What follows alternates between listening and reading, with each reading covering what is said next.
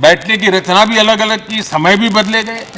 हर चीज के साथ राष्ट्र का काम रुकना नहीं चाहिए, इस भाव से सभी सदस्यों ने इस सदन को अपने कर्तव्य का महत्वपूर्ण अंग माना, संसद को चलाए रखा। और मैंने देखा है कि इस सदन से इतना लगाव लोगों का रहता है कि पहले कभी हम देखते थे कोई 30 साल पहले सांसद रहा होगा, कोई 35 साल पहले रहा होगा, लेकिन वो सेंट्रल हॉल तो जरूर आएगा। जैसे मंदिर जाने की आदत होती है, वैसे उनको सदन में आने की आदत है। इस जगह का लगाव बन जाता है, एक आत्मीय भाव से जुड़ाव हो जाता है। और ऐसे बहुत से पुराने लोग हैं जो आते जाते हुए मन करता है जरा चलो एक चक्कर काट ले। आज उनका जनप्रतिनिधि के नाते दायित्व तो नहीं है, लेकिन भूमि के प्रति उनका लगाव हो जाता है। ये सामर्थ्य होता है इस सदन का। आदरणीय अध्यक्ष महोदय, आजादी के बाद बहुत बड़े बड़े विद्वान लोगों ने बहुत आशंकाएं व्यक्त की थी, पता नहीं देश का क्या होगा, चल पाएगा कि नहीं चल पाएगा, एक रहेगा कि बिखर जाएगा, लोकतंत्र बना रहेगा नहीं, 50। लेकिन इस देश की संसद की ताकत है कि पूरे विश्व को गलत सिद्ध कर दिया। और ये राष्ट्र पूरे सामर्थ्य के साथ आगे बढ़ता रहा। और इस विश्वास से कि हम भले आशंकाएं होंगी, घने काले बादल होंगे, लेकिन सफलता प्राप्त करते रहेंगे। और ये हम सब लोगों ने, हमारी पुरानी पीढ़ियों ने मिलकर के इस काम को करके दिखाया है। इसका गौरवगान करने का ये अवसर है। आदरणीय अध्यक्ष जी, इसी भवन में 2 साल 11 महीने तक संविधान सभा की बैठकें हुई और उसने देश के लिए एक मार्गदर्शक जो आज भी हमें चलाता है, हमारे संविधान दिया। और 26 नवंबर 1949 को जो संविधान हमें मिला, वो 26 जनवरी 1950 को लागू हुआ। इन 75 वर्षों में सबसे बड़ा जो अचीवमेंट है वो ये है कि देश के सामान्य मानवीय का इस संसद पर विश्वास बढ़ता ही गया है। और लोकतंत्र की सबसे बड़ी ताकत यही है कि इस महान संस्था के प्रति, इस महान इंस्टीट्यूशन के प्रति, इस व्यवस्था के प्रति उनका विश्वास अटूट रहे, विश्वास उनका बना रहे। इन 75 वर्षों में हमारी संसद ने जन भावनाओं की अभिव्यक्ति का भवन भी बना दिया। यहाँ जन भावनाओं की पुरजोश अभिव्यक्ति और हम देखते हैं राजेंद्र बाबू से लेकर डॉक्टर कलाम, रामनाथ कोविंद और अभी द्रौपदी मुर्मू जी, इन सब के संबोधन का लाभ हमारे सदनों को मिला है, उनका मार्गदर्शन मिला है। आदरणीय अध्यक्ष जी, पंडित नेहरू जी, शास्त्री जी, वहां से लेकर के अटल जी, मनमोहन सिंह जी तक एक बहुत बड़ी श्रृंखला जिसने इस सदन का नेतृत्व किया है और सदन के माध्यम से देश को दिशा दी है, देश को नए रंग रूप में ढालने के लिए उन्होंने परिश्रम किया है, पुरुषार्थ किया है। आज उन सब का गौरवगान करने का भी अवसर है। आदरणीय अध्यक्ष जी, सरदार वल्लभ भाई पटेल, लोहिया जी, चंद्रशेखर जी, आडवाणी जी, न जाने अनगिनत नाम, जिन्होंने हमारे इस सदन को समृद्ध करने में, चर्चाओं को समृद्ध करने के लिए,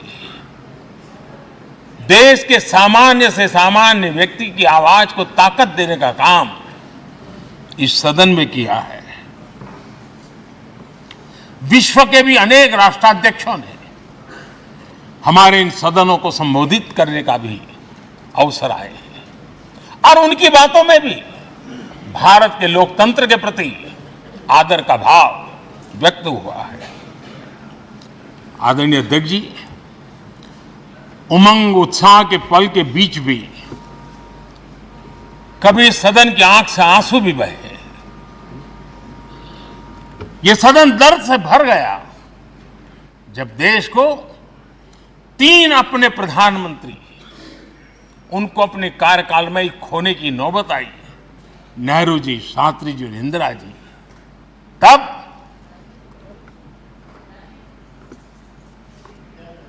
ये सदन अश्रुभीनी आंखों से उन्हें विदाई दे रहा था। आदरणीय अध्यक्ष जी, अनेक चुनौतियों के बावजूद भी हर स्पीकर ने, हर सभापति ने बेहतरीन तरीके से दोनों सदनों को सुचारू रूप से चलाया है और अपने कार्यकाल में उन्होंने जो निर्णय किए वो निर्णय मावलंकर जी से काल से शुरू हुए हो या सुमित्रा जी के कालखंड के हो या बिरला जी के, आज भी उन निर्णयों को रेफरेंस पॉइंट माना जाता है। ये काम हमारे करीब 17 स्पीकर और उसमें 2 हमारी महिला स्पीकर ने भी, और मावलंकर जी से लेकर के सुमित्रा ताई तक और बिरला जी का मार्गदर्शन आज भी हमें मिल रहा है। हर एक ने अपनी अपनी शैली रही है, लेकिन उन्होंने सबको साथ लेकर के नियमों कानूनों के बंधन में इस सदन को हमेशा ऊर्जावान बनाए रखा है। मैं आज उन सभी स्पीकर महोदय को भी आज वंदन करता हूं, अभिनंदन करता हूं। आदरणीय अध्यक्ष जी, ये सही है कि हम जनप्रतिनिधि अपनी अपनी भूमिका निभाते हैं, लेकिन सातत्यपूर्ण तरीके से हमारे बीच जो ये टोली बैठती है उनकी भी कई पीढ़ियां बदल गई है। कभी कागज लेके दौड़ के आते हैं, उनका भी योगदान कम नहीं है।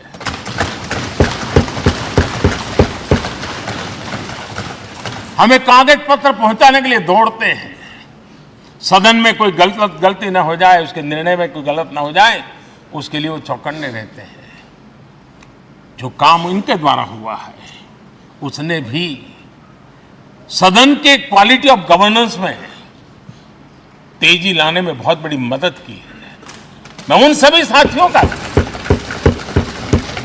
और इनके पूर्व में जो रहे हैं उनका भी हृदय से अभिनंदन करता हूं। इतना ही नहीं, सदन मतलब ये खंड ही नहीं है, इस पूरे परिसर में अनेक लोगों ने, किसी ने हमें चाय पिलाई होगी, किसी ने पानी पिलाया होगा, किसी ने रात रात चली हुई सदन को किसी को भूखा पेट रहने नहीं दिया होगा।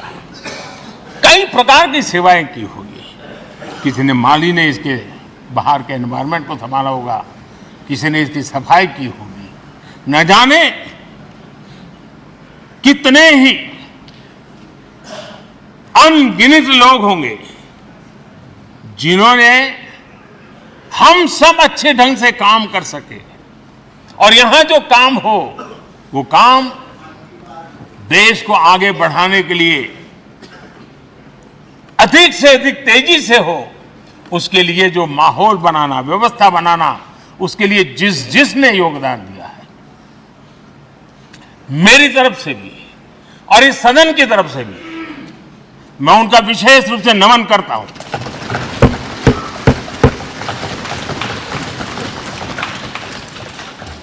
आदरणीय अध्यक्ष जी, लोकतंत्र का ये सदन, आतंकी हमला हुआ, पूरे विश्व में यह आतंकी हमला एक इमारत पर नहीं था, ये मदर ऑफ डेमोक्रेसी एक प्रकार से हमारी जीवात्मा पर यह हमला था। ये देश उस घटना को कभी भूल नहीं सकता है, लेकिन आतंकियों से लड़ते लड़ते सदन को बचाने के लिए और हर सदस्य को बचाने के लिए जिन्होंने अपने सीने पर गोलियां झेली, आज मैं उनको भी नमन करता हूं। हमारे बीच नहीं है, लेकिन उन्होंने बहुत बड़ी रक्षा की है। आदरणीय अध्यक्ष जी, जब आज हम इस सदन को छोड़ रहे हैं, तब मैं उन पत्रकार मित्रों को भी याद करना चाहता हूं जिन्होंने जीवन में, कुछ लोग तो ऐसे हैं जिन्होंने पूरा जीवन अपने कार्यकाल में संसद के काम को ही उन्होंने रिपोर्ट किया है। एक प्रकार से वो जीवंत साक्षी रहे हैं।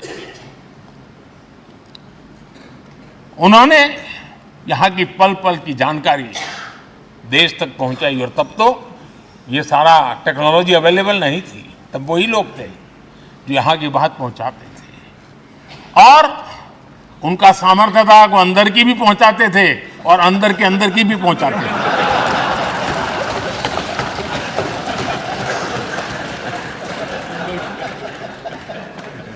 और मैंने देखा कि ऐसे पत्रकारिता जिन्होंने संसद को कवर किया,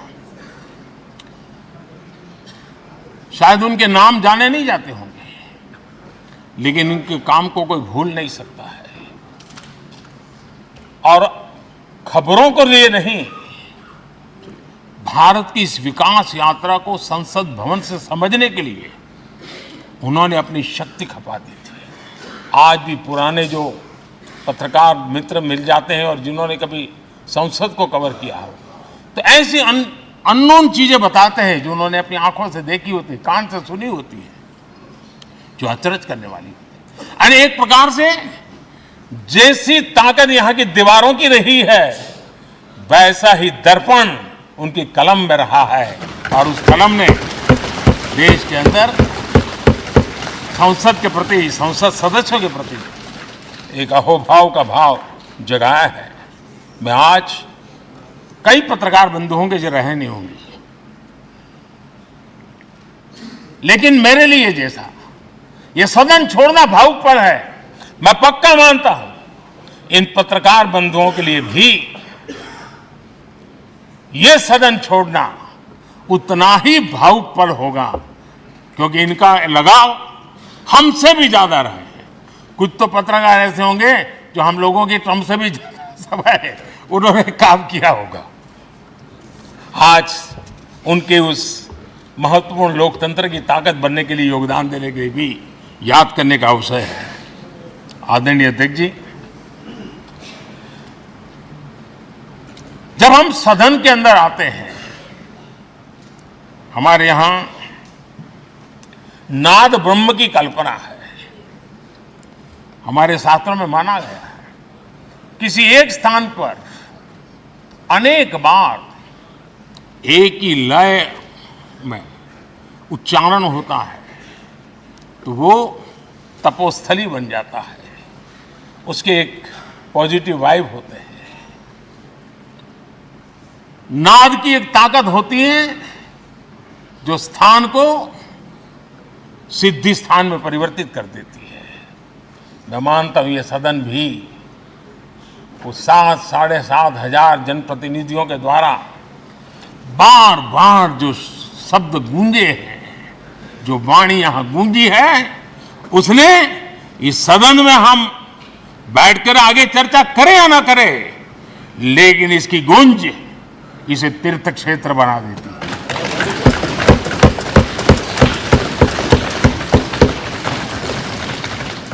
एक जागृत जगह बन जाती है, और लोकतंत्र की प्रति श्रद्धा रखने वाला व्यक्ति आज से 50 साल के बाद भी जब यहां देखने के लिए भी आएगा तो उसे उस गूंज की अनुभूति होगी कि कभी भारत की आत्मा की आवाज यहाँ पर गूंजती थी।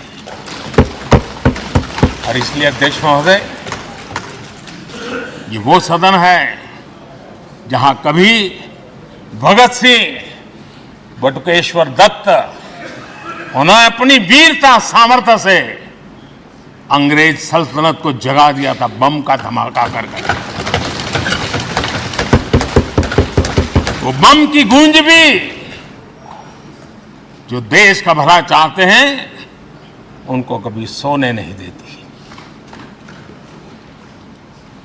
आदरणीय अध्यक्ष जी, ये वो सदन है जहां पंडित जी को इसलिए भी याद किया, अनेक बातों के लिए याद किया जाएगा, लेकिन हम जरूर याद करेंगे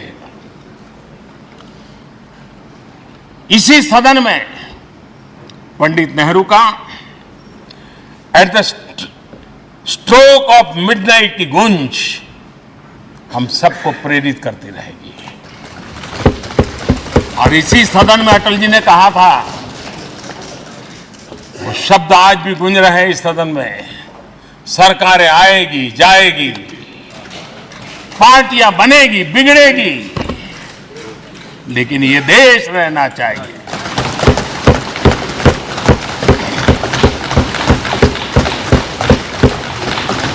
आदरणीय अध्यक्ष जी, पंडित नेहरू की जो प्रारंभिक मंत्रिपरिषद थी, बाबा साहब आम्बेडकर